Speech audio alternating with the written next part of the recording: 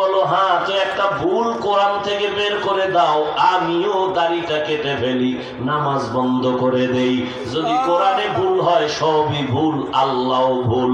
আর যদি বলো না আল্লাহর কোরআন সত্য, তো আল্লাহ আছেন সত্য, গুনাহ নিয়ে কবরে গেলে আযাব হবে তাও সত্য, নেক আমল নিয়ে যদি যাও জান্নাত পাইবা তাও সত্য।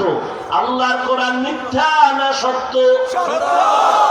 ওই কোরআনে জান্নাতের বয়ান আসেনি? ওই কোরআনে জাহান্নামের বয়ান আসেনি? কে জান্নাতে যাবে কে জাহান্নামে যাবে আল্লাহ তাও বলেছেন।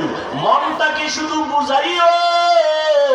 হাফিজুর রহমান ভাই তো আমাদেরকে হুজুর হওয়ার জন্য তাকিদ দেয় নাই। হাফিজ ভাই তো কওমি মাদ্রাসায় যাইতে বলে নাই। হাফিজুর রহমান তো তাবলিগ না গেলে জাহান্নামে যাবা বলে নাই। কি বলছে? স্কুলে পড়লেও নামাজ ছাড়া যাবে না। স্কুলে পড়িয়াও তো আমার মতো যুবক নামাজ পড়ে, আমি কেন পারি না? আমার মতো যুবক চাকরি করে নামাজ পড়ে, আমি কেন পারি না? আমার মতো যুবক ব্যবসা করে নামাজ পড়ে, আমি কেন পারি না? আমার কপাল বুঝি খারাপ, গুনার কারণে আল্লাহ বুঝি আমার উপরে বেজার হয়ে গেল। এখনো সময় আছে, তওবার দরজায় ফিরে আসো। আল্লাহ তাআলা বারবার ডাকে, আয় কই যাবি বান্দা আয়, যেদিকেই যাবি জাহান্নাম ছাড়া আর কিছুই নাই। আমার দরজাটা শান্তির আর রহমতের দরজা, তওবা কর, জীবনের সব গুনাহ মাফ করে দিব। 5 বেলার নামাজ পড়ো, মা বাবার দোয়া নাও, বেয়াদবি করিও না, শিক্ষকের দোয়া নাও, বেয়াদবি করিও না, ওলামায়ে কেরামের পরামর্শ নিয়ে নামাজ পড়ো, দাঁড়িয়ে রাখো, মা বাবার দোয়া নিয়ে চলো, চাকরি করো, ব্যবসা করো, হালাল ভাবে চলো, হারাম খাইও না, কারো হক নষ্ট করিও না, কারো উপরে জুলুম করিও না। যদি এমত অবস্থায় তুমি নেক আমল নিয়ে কবরে যাইতে পারো, তোমার কবর হবে জান্নাতের বাগান। আল্লাহ তাআলা আরামের বিছানা দিবেন ফেরেশতার মাধ্যমে ঘুমানোর জন্য। আর যদি বান্দা গুনার মজা পাইয়া গুনাহ করতে করতে করতে করতে আজরাইলের হাতে ধরা খাইয়াই যাও, আজরাইল যদি আইসা দেখে তোর কানের ভেতরে গানের তার লাগানো, তুই বিছানায় শুয়া শুয়া গানের তার কানে লাগাইয়া গান শুনতেছ, আজরাইল যদি এর মধ্যে আল্লাহ পাঠায় দেয়, অবস্থা কেমন তোমার খারাপ হয়ে যাবে। ঈমান নাই, কালেমাও তোমার জবানে আর আসবে না। নবী বলে, একটা জ্যান্ত ছাগলের চামড়া খুললে যেমন কষ্ট পায়, একটা গুনাহগার বেনামাজির রূহটা যখন আজরাইল নেয় সেই কষ্ট শুরু হয়ে যায়। আজরাইলকে দেখে এক হাত মাশরিকে আর এক হাত মাগরিবে, পা জমিনে মাথা আসমানে, চক্ষু দুইটা বড় বড়। এখানে দেখাই গুনাহগারের কলিজার মধ্যে কম্পন শুরু হয়ে যায়। আর যেই জাহান্নাম আল্লাহ বানাইছেন, ওই গুনাহগারেরা জাহান্নামের ছবিটা দেখায় দেয়। ও আল্লাহর বান্দা, তুমি আমি তো মানুষের কাতারেই নাই। যারা মানুষ, ওই যে আবু বকরের কথা বলতেছিলাম, রহমতের নবী যার কোনো গুনাহ নাই, তিনিও কান্না করতেছেন আল্লাহর আদালতের হালাতের কথা চিন্তা করিয়া। আম্মা জান আয়েশা রাদিয়াল্লাহু আনহা বলেন, নবীজিকে আমি জিজ্ঞাসা করলাম, নবী আমার রুমে বৈশা কাঁদেন কেন? নবী বলেন, ও আয়েশা, হাসরের ময়দানে আমার উম্মতের কি উপায় হবে, এই চিন্তায় আমি কান্না করতেছি। আম্মা জান বলেন, ও নবী, হাসরের মাঠটা কেমন হবে? নবী বলেন, আয়েশা, এই জমিনটা হবে কিয়ামতের মাঠ, আরাফার ময়দান হবে আল্লাহর বিচারালয়, আদালত। এই দুনিয়ায় তো বড় বড় মাস্তান তো চলে গেল, আল্লাহর কোরআনের একটা ভুল বের করতে পারে নাই, নবীর একটা কথা মিথ্যা প্রমাণ করতে পারে নাই। আল্লাহর নবী বলেন, ওই হাদিস এখনো আছে, কোরআন এখনো আছে। আম্মা জান আয়েশাকে নবী বলেন, কিয়ামতের ময়দান এমন এক অবস্থা হবে, পুরো জমিনটা সমান হবে। সূর্যটা এখন তো বিজ্ঞানীরা বলে জমিন থেকে 9,30,00,000 মাইল উপরে। কিয়ামতের ময়দানে আল্লাহ অর্ডার করবে, সূর্য নিচে নেমে আয়, তোর যত মুখ আছে নিচে কর, যত তাপ আছে তাপ জমিনে ছাড়। সূর্যের তাপে জমিনটা পুরিয়া তামা হয়ে যাবে। স্বর্ণ হবে না কেন? জমিনটা পুড়িয়া রূপা হবে না কেন? পিতল হবে না কেন? মুফাসসিরিনে কেরাম বলেন স্বর্ণ, রূপা, তামা, পিতল এগুলো হবে না। জমিনটা তামা হওয়ার কারণ, তামার ধাতুর মধ্যে একটা গুণ আছে স্বর্ণের মধ্যে নাই, রূপার মধ্যে নাই। বলে কি? স্বর্ণের এক মাথা গরম হলে ভিন্ন মাথা গরম হয় না, রূপার এক অংশ গরম হলে অন্য অংশ গরম হয় না। কিন্তু তামা এমন একটা ধাতু, এক পার্শ্বে গরম হয়ে গেলে পুরাটাই গরম হয়ে যাবে। আল্লাহ যখন বলবে সূর্য তুই মনের মতো তাপ দিতে পারো না, আজকে সব তাপ ছাইড়া দে, সূর্যের এমন তাপ শুরু হয়ে যাবে, জমিনটা তামা হয়ে যাবে। নবী কান্না করেন আর বলেন আয়েশা, অন্যদিকে জাহান্নামের আওয়াজ, জাহান্নাম চিল্লায়া বলবে আল্লাহ বেনামাজি কই, বেপরদাওয়ালা গুনাহগারেরা কই, আমার পেটের মধ্যে দাও, আমার পেটে বড় ক্ষুধা। আল্লাহ বলবে জাহান্নাম একটু অপেক্ষা কর, আমি বিচারটা শেষ করে নেই, তারপরে তোর খোরাক আমি দিতেছি।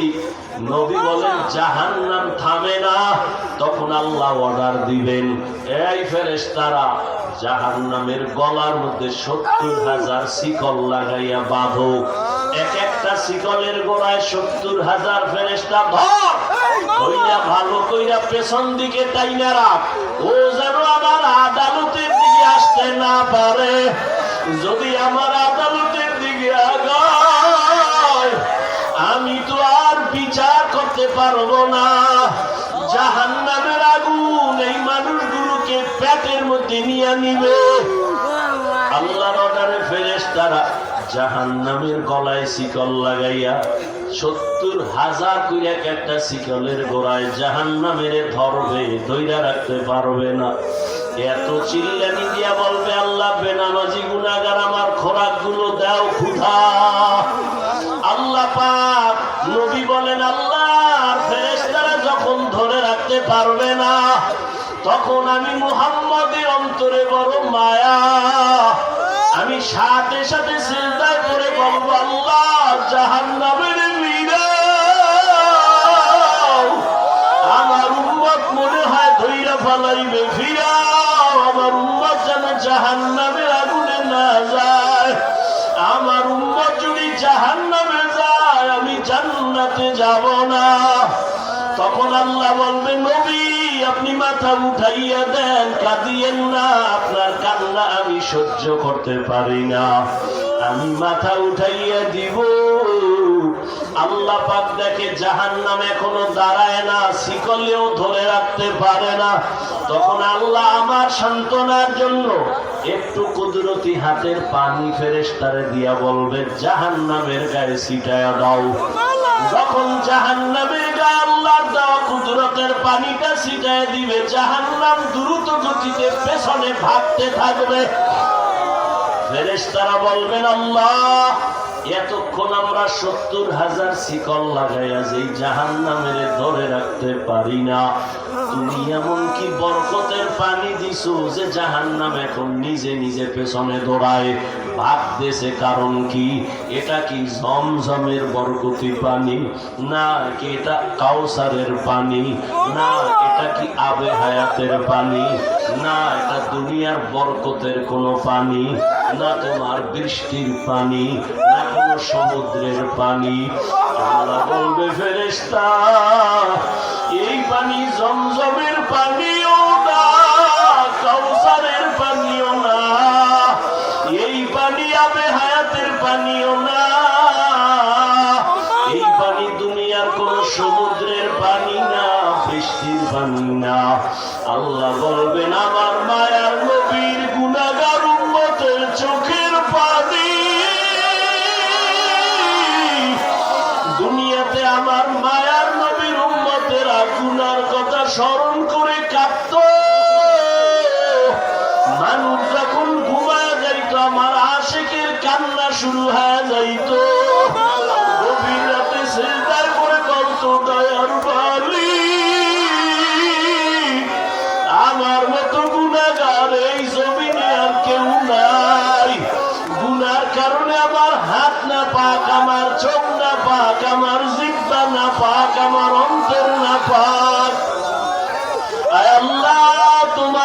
সূর্যের আলো, পানি, বাতাস সব নিয়ামত খাইয়া তোমার নাফরমানি করেছি। আজ আমি গুনার কারণে মনে হয় আমার জাহান্নাম ছাড়া উপায় নাই। আমার গুনার খবর আমার মাও জানে না, বাবাও জানে না, ভাই বোন, স্ত্রী, পরিবারের কেউ জানে না। আমার গুনার খবর আমার মা বাবায় যদি জানতো, লাথি মেরে ঘর থেকে বের করে দিত। আমার গুনার খবর যদি আমার স্ত্রী জানতো, আমাকে স্বামী বইলে গ্রহণ করত না। আমার গুনার খবর যদি আমার সন্তান জানতো, কোনদিন আমাকে বাবা বলতো না। ও দয়ার মালিক যে তুমি কত দয়ার মালিক, তুমি আমার সব গুনার খবর জানো। ও আল্লাহ, যুবকের আমার মাওলারে ডাকতে দুই ফোঁটা চোখের পানি চাও, আর গুনার কত স্মরণ করে ক্ষমা চাও। আর আল্লাহরে বলো, আমার মাওলা যে কেমন দয়ার মাওলা। ওরে দরওয়াজা জানালা বন্ধ করে মোবাইলে তারা যে গুনাহ করেছে, ওই দরওয়াজা জানালার ভেতরের গুনার খবর মাও জানে না, বাবাও জানে না। ওরে আমার মাওলারে ফাঁকি দিতে পারো নাই রে বাবা। আরে তোমার গুনার খবর যদি মা জানতো, ঘর থেকে বের করে দিত। কিন্তু আমার মাওলা যে কেমন দয়ার মালিক, গুনাহ করছি দেখছি, এরপরও ঘরের থেকে বের করে দেয় নাই, সম্মানের চেয়ার থেকে ফালাইয়া দেয় নাই। ও আল্লাহর বান্দারা, আজকে বাড়ি পাইছো, গাড়ি পাইছো, সন্তান, বিবি, পরিবার, ক্ষমতা সবই পাইলা, কিন্তু আজকে যেইগুলি পাইয়া পাগল, চিন্তা করে দেখছো এগুলি কিছুই তোমার আমার আপন না। ওরে আজরাইল আইসা যখন রূহ ধইরা ওরে তোমার আপন মা বাবা তোমারে ফেলে দিবে, আর ঘরে ঢুকাইবে না। সাদা কাপড়ের প্যাকেট বানাইয়া কবরের দেশে পাঠাইয়া দিবে। এতদিন যে মা বাবার জন্য এত পাগল হইলাম, কেউ আমার সাথে যাবে না। আমি আস্তে আস্তে দেখি আমার বন্ধু নাই, আমার পাশের লোকগুলো সব আলাদা হয়ে গেল। এক পর্যায়ে আমার সাদা কাপড়ের আমার পান বাগানে নিয়ে রওয়ানা। ওই কবরে অন্ধকার ঘর, বাতি নাই, কোনো সাথী নাই। ওই কবরে পাড়াইয়া পাড়াইয়া মাটি দিয়া সবাই চলে গেল, আমি এখন একা। আমার ডানে মাটি, বামে মাটি, সামনে পেছনে, উপরে নিচে মাটি। কই আমার বাড়ি, কই আমার গাড়ি, কই আমার সন্তান, কই আমার মা বাবা, কই আমার ক্ষমতার চেয়ার, কই আমার সম্মান। এখন এই অন্ধকার কবরে দুইজন ফেরেশতা চলে আসবে প্রশ্ন করার জন্য। রবের পরিচয় দাও, ধর্মের পরিচয় দাও, রহমতের নবীর পরিচয় দাও। আমি যদি মাওলারে না চিনিয়া কবরের বিছানায় যাই, ওরে গুনাহগার বেনামাজি তখন বলবে, হা হা লা আদরি, হা হা লা আদরি, হা হা লা আদরি। আফসোস, আমি কিছুই জানি না, কিছুই জানি না, কিছুই জানি না। আমার রবকে আমি চিনি না, আমার ধর্ম কি জানি না, মুহাম্মদ নবীকে আমি চিনি না। নবী বলেন, সাথে সাথে আমার মাওলা রাগান্বিত কুদরতি আওয়াজ দিবেন। আল্লাহ বলবেন, ফেরেশতা, এর সাথে আর ভালো ব্যবহার করার কোনো সুযোগ নাই।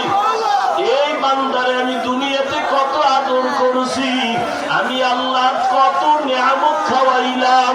আমার দেওয়া জমিনের ফসল খাইলো, গাছের ফল খাইলো, নদীর মাছ খাইলো, একবারও শুকর আদায় করে নাই, বরং আমার নাফরমানি করেছে। আলেম ওলামারা বুঝাইলো, বুঝে নাই, বিরোধিতা করেছে। এখন আর সুযোগ দেওয়া হবে না, এর জাহান্নামের শিকল লাগাও। কবরের ভেতরে জাহান্নামের বিছানা দাও। আল্লাহ রাগান্বিত হয়ে বলবে নাফরমানের ধর, কবরের ভেতরে জাহান্নামের আগুন লাগা দাও। আল্লাহ রাগান্বিত হয়ে বলবে ও কবরের মাটি, এই গুনাহগারের দুই পার্শ্ব থেকে জোরে জোরে চাপ দাও। এমন জোরে দুই পাশের মাটি চাপ দিবে সহ্য করতে পারবি রে যুবক। একটা মশার কামড় সইতে পারো না, বেতের বাড়ি সইতে পারো না, সূর্যের গরম সহ্য করতে পারো না। গুনাহ নিয়ে কবরে গেলে কেমনে মাটির চাপ সহ্য করবা? ওরে আল্লাহরে এখনো বন্ধু বানাও। আল্লাহর খাঁটি ওলি আল্লাহ যারা উলামায়ে কেরামদের বন্ধু বানাও। এখনো সময় আছে, তওবা করো আর আল্লাহকে বলো মাওলা গুনাহ আর করবো না, নামাজ ছাড়বো না, বেপরদায় চলবো না, দাড়ি কাটবো না। আমার মাওলার আযাব বড় কঠিন। আল্লাহ এজন্য বলেছেন মুসলমান না হইয়া মরণ বরণ করিও না। এখনো সময় আছে, তওবা করে নেও। স্কুলে পড়ো, কলেজে পড়ো, চাকরি করো, ব্যবসা করো, তওবা করো আর নামাজ ছাড়বা না, দাড়ি কাটবা না, বেপরদায় চলবা না। মা বাবার দোয়া নিয়া, উলামায়ে কেরামের দোয়া নিয়া, শিক্ষক মুরব্বীদের দোয়া নিয়া নবীর তরিকায় চলবা। আল্লাহর কাছে দুই ফোঁটা চোখের পানি ছেড়ে দাও। যদি কান্না না আসে মনে করিও গুনার কারণে দিলটা পাথর হয়ে গেছে, আল্লাহ বেজার হয়ে গেছে। এখনো সময় আছে, আল্লাহকে বলো আল্লাহ দিলটা নরম বানায় দাও। ওরে ডানে বামে দেখো তোমার মতো কত গোলাপের চোখে পানি, তোমার আমার চোখে কেন পানি নাই? গুনার কারণে আল্লাহ বেজার। ওরে কান্নাওয়ালার কাছে হাতটা বাড়াইয়া দোয়া চাও আর বলো ও কান্নাওয়ালা ভাই আমার জন্য একটু দোয়া করেন। আমার গুনার কারণে আমার কলবটা পাথরের মতো শক্ত, আমার চোখে পানি আসে না। দোয়া কান্নাওয়ালার দোয়া ফেরত যাবে না। আল্লাহর কাছে তওবা করো, মরিয়াও গেলে আর নামাজ ছাড়বা না, গুনাহ নিয়ে কবরে যাইবা না। যদি তওবার নিয়ত হয় দুটো হাত আমার আল্লাহকে দেখাইয়া দাও। আয় আল্লাহ হাতগুলো কবুল করে নেন, তওবা কবুল করে নেন। আয় আল্লাহ তওবার উপরে মজবুত হইয়া চলার তৌফিক দান করেন, আমিন। আলহামদুলিল্লাহি রাব্বিল আলামিন। والصلاة والسلام على سيد الأنبياء والمرسلين وعلى آله وأصحابه أجمعين يا أرحم الراحمين يا أرحم الراحمين يا أرحم الراحمين رب ارحمهما كما ربياني صغيرا رب ارحمهما كما ربياني صغيرا এ জীবনে না করিলাম বন্দেগী, গুনাহ করে কাটাইলাম জিন্দেগী। তওবা করে আবার তওবা ভাঙ্গিলাম, অবশেষে খাঁটি তওবা করিলাম, অবশেষে খাঁটি তওবা করিলাম। ইয়া আল্লাহ কুদরতের নজর দিয়া তাকায় দেখেন কত উলামায়ে কেরাম, কত মুরব্বী হাজী সাহেব, কত ব্যবসায়ী, চাকরিজীবী, পর্দার আড়ালের মা বোনেরা, কলিজার যুবক, আমার ছাত্র বাবারা, ও আল্লাহ তাকায় দেখেন এই গোলামেরা কি চায়। ও আল্লাহ সবাই জাহান্নামের আগুন থেকে চাই। আয় আল্লাহ, শয়তানের ধোকায় পড়ে গুনাহ করেছি, আর গুনাহ করব না রে আল্লাহ। তওবার নিয়তে হাত তুললাম, আর নামাজ ছাড়বো না, দাড়ি কাটবো না, বেপরদায় চলবো না, মা বাবারে কষ্ট দিব না, বেয়াদবি করব না, শিক্ষক মুরব্বীদের সাথে বেয়াদবি করব না, ওলামায়ে কেরামের পরামর্শ নিয়ে নবীর তরিকা মেনে চলবো। আয় আল্লাহ, আমাদের জীবনের তওবা কবুল করে নেন, জীবনের গুনাহ মাফ করে দেন। আয় আল্লাহ, মাহফিল কবুল করে নেন, আয়োজনকারী সহযোগিতাকারীদের কবুল করে নেন। আয় আল্লাহ, মাদ্রাসা কবুল করে নেন, মসজিদ কবুল করে নেন, সারা দুনিয়াবাসীকে মাফ করে দেন। আয় আল্লাহ, বিদেশের ঘরে যারা ব্যবসা চাকরি করে হেফাজত করেন, মুসলমানের হেফাজত করেন, বাংলাদেশ শান্তির দেশ বানায় দেন, জালেমদের জুলুম থেকে হেফাজত করেন, হিংসা দূর করে মোহাব্বত বাড়ায় দেন। আয় আল্লাহ, মা বোনদের আবেদা বানায় দেন, পর্দা নিশি বানায় দেন, সন্তানগুলো নেককার বানায় দেন। আয় আল্লাহ, যারা লেখাপড়া করে পরীক্ষার্থী কামিয়াবি দান করেন, আমার কলিজার প্রত্যেকটা যুবকের কবুল করে নেন। আয় আল্লাহ, নামাজি কোরআন তেলাওয়াতকারী বানায় দেন, মোবাইলের গুনাহের থেকে হেফাজত করেন আল্লাহ। আয় আল্লাহ, সারা দুনিয়াবাসীকে মাফ করে দেন, নবীজির সুন্নাতওয়ালা জিন্দেগি দান করেন, নবীজির রওজায় গিয়ে সালাম দেওয়ার তৌফিক দান করেন, বাইতুল্লাহর গিলাফ ধরে লাব্বাইক বলার তৌফিক দান করেন। আয় আল্লাহ, সবার ব্যবসা বাণিজ্য, চাকরি ব্যবসা, রুজি রোজগারে বরকত হালাল ভাবে বাড়ায় দেন, অভাব দূর করে দেন, ঋণ আদায়ের ব্যবস্থা করে দেন, চলার পথে হেফাজত করে